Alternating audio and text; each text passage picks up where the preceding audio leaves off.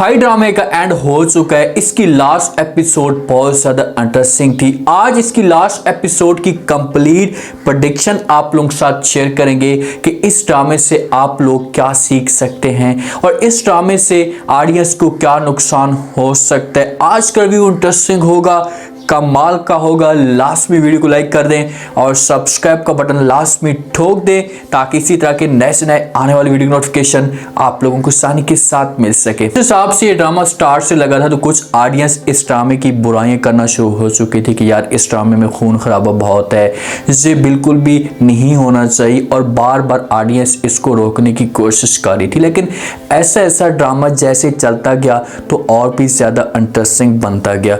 जैसे ही जमदा के साथ शुरू से जमदा की फैमिली के साथ शुरू से किया गया, इसके मुकम्मल खानदान को बर्बाद किया गया, इसके खानदान को इसकी आंखों के सामने मारा गया। तो उसके बाद जमदा ने ये ऐद कर लिया था कि किसी भी तरीके से मैं इस पूरे खानदान का खाई करूंगी, इस पूरे खानदान को बर्बाद करूंगी।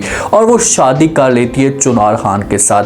कभी भी बच्चों के सामने उनके वालिदैन को ना मारे। बच्चे अगर ऐसा बड़े होंगे ना तो उनके दिल में ये बात बैठ जाएगी और वो बदले तक जा सकते हैं और जिस वक्त बदले तक जाएंगे तो इस तरीके से दोनों जो खानदान होंगे ये बर्बाद हो सकते हैं। जमदा शादी कर लेती है चुनार खान के साथ और उसे अपने जाल में फंसाती है, उसके साथ मोहब्बत करती है, उसके साथ ऐसी बातें करती है कि चुनार खान से वो इसकी मोहब्बत में पागल हो जाता है और इसके ऊपर अंधा यकीन कर लेता है। सबसे बड़ी गलती इस ड्रामे की ये थी कि चुनार खान कभी भी जमदा के ऊपर यकीन ना करता।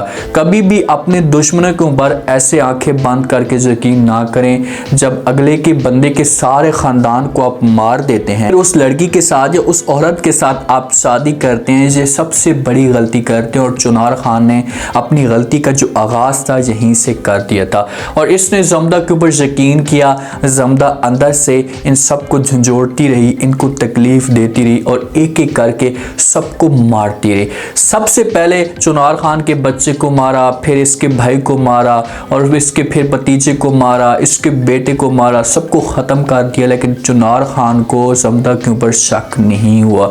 हालांकि चुनार खान आता और जमदा के साथ आकर ये बात करता कि भाई तुमने ये सब कुछ किया है, जमदा के ऊपर शक करता या इसके पीछे बंदे लगाता तो फिर जाकर कुछ ना कुछ वो बात हो सकती थी। लेकिन इसने मोहब्बत की वजह से यकीन किया हुआ था जिसकी वजह से इसे नुकसान होता जा रहा था।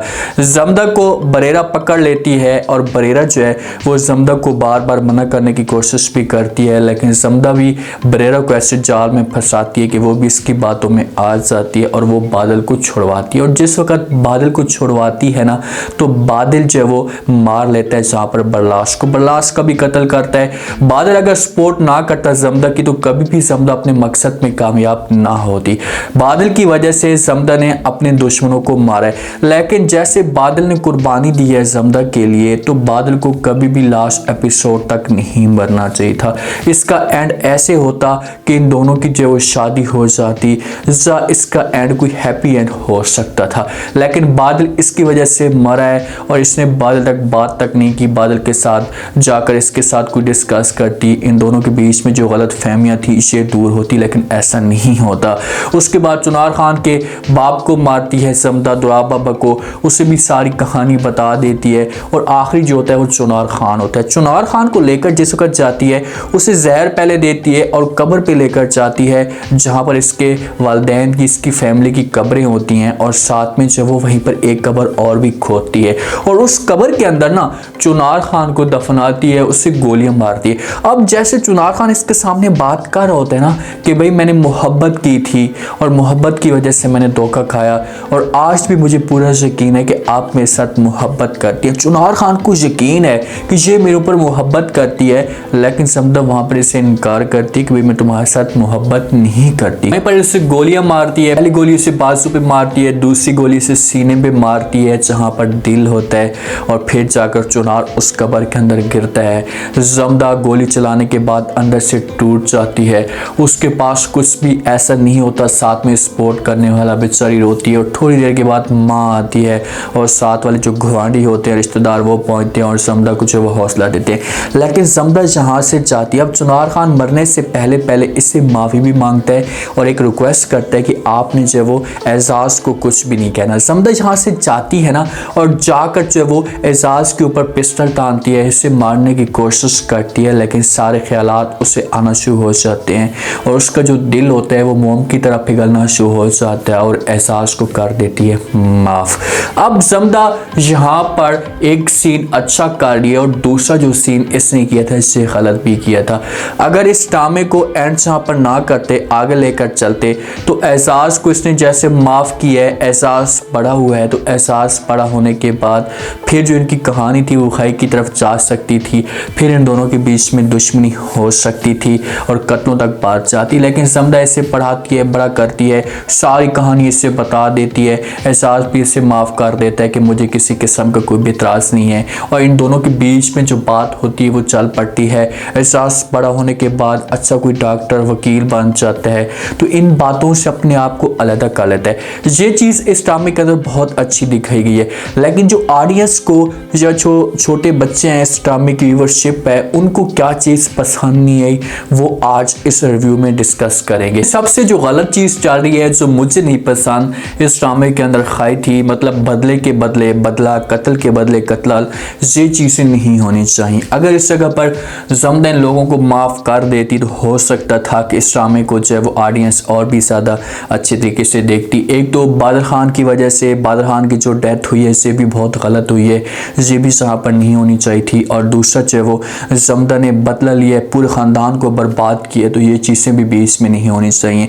कभी भी आप अगर किसी के साथ, आपके साथ ऐसा होता है तो आप इस ड्रामे को देखकर जो है वो बदला नहीं लेना शुरू कर देना, बल्कि अपने आप के ऊपर कंट्रोल करना है, सब्र करना है, ताकि इस सब्र का फल जो है वो आपको किसी और तरीके से मिले।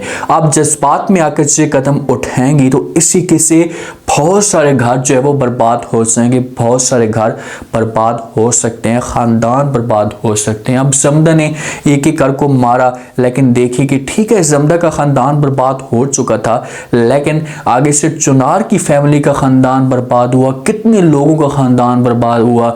पमीर की कत्ल हुई, बरलास का कत्ल हुआ, चुनार का कत्ल हुआ, चुनार की तीनों बीवियां बेवा हो गई हैं, वो भी मर गई हैं, सबका सब ख़ानदान उजड़ गया है सिर्फ और सिर्फ एक कत्ल की वजह से, एक शादी की वजह से।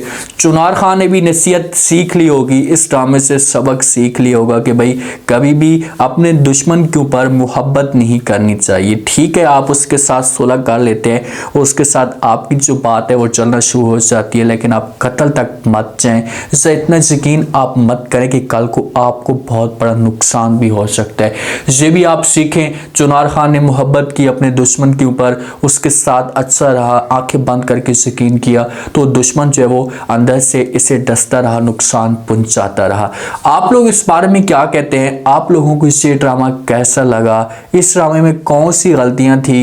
इस ड्रामे की कौन सी चीज़ें अच्छी थी? जो एंड हुआ है इस ड्रामे का, क्या ये एंड हैप्पी एंड हुआ है? क्या इस ड्रामे का एंड इसी तरीके से होना चाहिए या समदा की जो साथी है इसे बादल खान के साथ होनी चाहिए?